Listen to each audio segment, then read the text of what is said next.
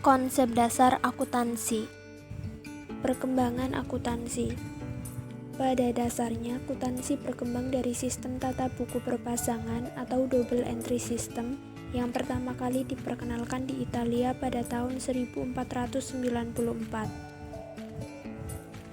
Seorang ahli ilmu pasti berkebangsaan Italia, Luca Pacioli, menerbitkan buku berjudul Summa de Arithmetica, Geometria, Proportioni et Proportionalita.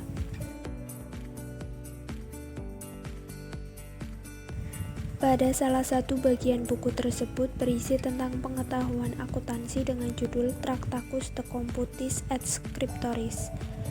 Oleh karena Luca Pacioli merupakan orang pertama yang menulis pengetahuan akuntansi, para penganutnya memberikan gelar Bapak Akuntansi atau The Father of Accounting.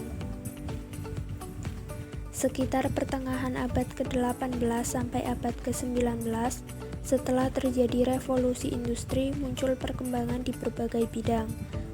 Dari kejadian tersebut, akhirnya akuntansi tidak hanya berkembang di Eropa, tetapi juga sampai di daratan Amerika yang terkenal dengan sistem Anglo-Sakson. Perkembangan akuntansi di Indonesia dapat kita lihat mulai pada zaman penjajahan Belanda. Di Indonesia, akuntansi telah digunakan dalam pembukuan sejak tahun 1642 oleh pemerintah Belanda.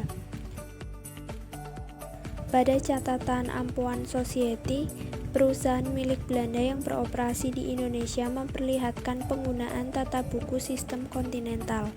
Memang pada mulanya Indonesia menganut sistem kontinental sama seperti yang dipakai Belanda. Dalam perkembangannya, sistem kontinental semakin ditinggalkan dan semakin banyak diterapkan sistem akuntansi Anglo-Sakson. Definisi akuntansi. Yang pertama, menurut AICPA atau American Institute of Certified Public Accountants. AICPA mendefinisikan akuntansi sebagai seni mencatat, menggolongkan, serta meringkas transaksi dan kejadian yang bersifat keuangan dengan cara tertentu dan dalam bentuk satuan uang, serta menafsirkan hasil-hasilnya. Yang kedua, menurut AAA atau American Accounting Association. Menurut American Accounting Association, akuntansi adalah proses mengenali, mengukur, dan mengomunikasikan informasi ekonomi untuk memperoleh pertimbangan dan keputusan yang tepat oleh pemakai informasi yang bersangkutan. Yang ketiga, menurut sudut pandang pemakai. Akuntansi dapat didefinisikan sebagai suatu disiplin ilmu yang menyediakan informasi yang diperlukan untuk melaksanakan kegiatan secara efisien dan mengevaluasi kegiatan-kegiatan suatu organisasi. Yang keempat, menurut sudut pandang proses kegiatan. Ditinjau dari sudut kegiatannya, akuntansi dapat didefinisikan sebagai suatu proses pencatatan, penggolongan, peringkasan, pelaporan, dan penganalisisan data keuangan suatu organisasi. Pada dasarnya, akuntansi meliputi kegiatan berikut. 1. Mengidentifikasi data yang berkaitan dengan pengambilan keputusan. 2. Memproses atau menganalisis data yang relevan. 3. Mengubah data menjadi informasi yang dapat digunakan untuk pengambilan keputusan, misalnya untuk pengembangan usaha atau perluasan usaha, penambahan investasi, dan sebagainya. Sistem informasi akuntansi. Pengertian sistem informasi akuntansi. Akuntansi sebagai sistem informasi dapat didefinisikan dalam 3 hal sebagai berikut. Yang pertama, masukan atau input akuntansi sebagai sistem informasi adalah informasi ekonomi dari kegiatan transaksi organisasi ataupun perusahaan.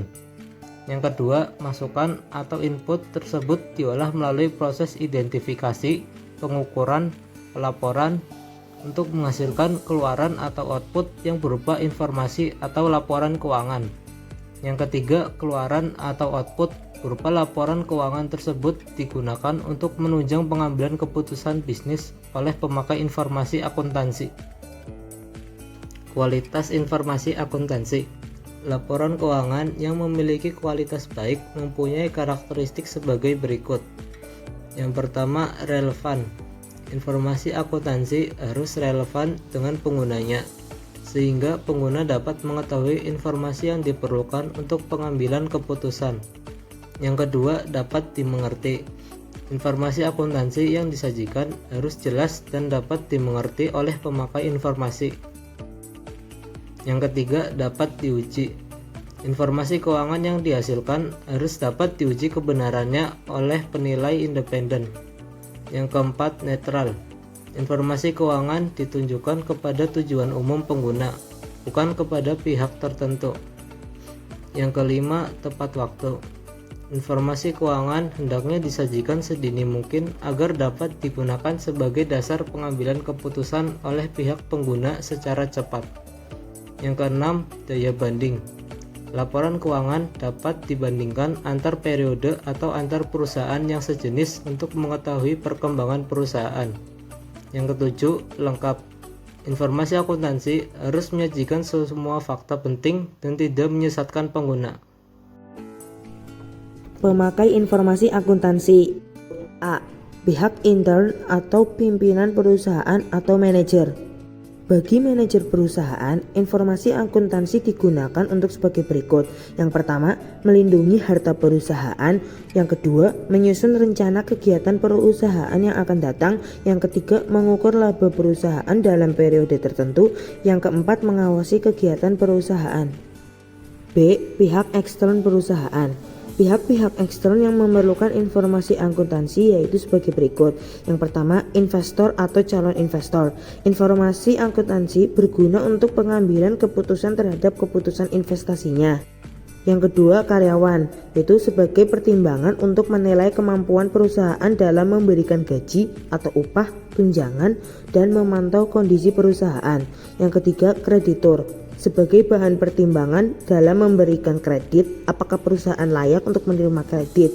Yang keempat, pemasok, merupakan informasi akuntansi berguna sebagai alat bantu dalam memprediksi pembayaran atas barang atau jasa yang diserahkan pada saat jatuh tempo.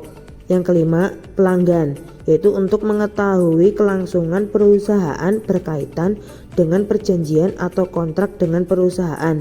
Yang keenam, pemerintah, sebagai dasar penetapan pajak yang harus dibayar perusahaan. Yang ketujuh adalah masyarakat umum, yaitu berkaitan dengan kepentingan umum dan permasalahan sosial. Bidang akuntansi dan profesi akuntansi. 1. Bidang akuntansi. A. Akuntansi keuangan atau financial accounting. Akuntansi keuangan merupakan bidang akuntansi yang berkaitan dengan masalah pencatatan transaksi-transaksi keuangan dan penyusunan laporan keuangan secara periode berdasarkan catatan-catatan yang menjadi sumber pencatatan atau bukti transaksi. B. Pemeriksaan keuangan atau auditing. Pemeriksaan keuangan merupakan kegiatan pemeriksaan laporan keuangan yang dibuat oleh suatu perusahaan. C. Akuntansi manajemen atau manajemen accounting. Akuntansi manajemen merupakan akuntansi yang bertujuan membantu para manajer di setiap tingkatan organisasi, baik dalam menjalankan operasinya sehari-hari maupun dalam merencanakan operasinya pada masa yang akan datang. D. Akuntansi biaya atau cost accounting. Akuntansi biaya merupakan bidang akuntansi yang berhubungan dengan perencanaan, penetapan, dan pengendalian biaya selama proses produksi serta penetapan harga pokok dari suatu barang setelah selesai diproduksi. E. Akuntansi anggaran atau budgetary accounting. Akuntansi anggaran berhubungan dengan penyusunan rencana keuangan yang berkaitan dengan kegiatan perusahaan untuk jangka waktu tertentu. F. Akuntansi perpajakan atau tax accounting. Akuntansi perpajakan berhubungan dengan masalah penyusunan surat pemberitahuan pajak tahunan dari suatu perusahaan. G. Sistem akuntansi atau accounting system. Sistem akuntansi merupakan bidang khusus akuntansi dalam pembuatan suatu rencana serta pelaksanaan prosedur-prosedur dalam pengumpulan, pencatatan, dan pelaporan data keuangan. H. Akuntansi pemerintahan atau government accounting. Akuntansi pemerintahan berhubungan dengan penyajian laporan transaksi di lembaga-lembaga pemerintah yang mencakup administrasi keuangan negara. Profesi akuntansi. A. Akuntan private. Akuntan private adalah akuntan yang bekerja pada perusahaan tertentu dan merupakan karyawan perusahaan tersebut. B. Akuntan publik. Akuntan publik atau external accountants adalah akuntan yang bergerak dalam bidang akun publik, yaitu menyerahkan segala macam jasa akuntansi untuk organisasi bisnis ataupun non-bisnis. C. Akuntan pemerintah. Akuntan pemerintah adalah akuntan yang bekerja pada lembaga pemerintah yang bertugas merencanakan, mengawasi, dan mengendalikan penggunaan uang atau kekayaan negara. D. Akuntan pendidik. Akuntan pendidik adalah akuntan yang bertugas menyampaikan ilmu akuntansi kepada para pelajar dan mahasiswa. Nama saya Randy Adiatmari Mahfud, nomor absen 2.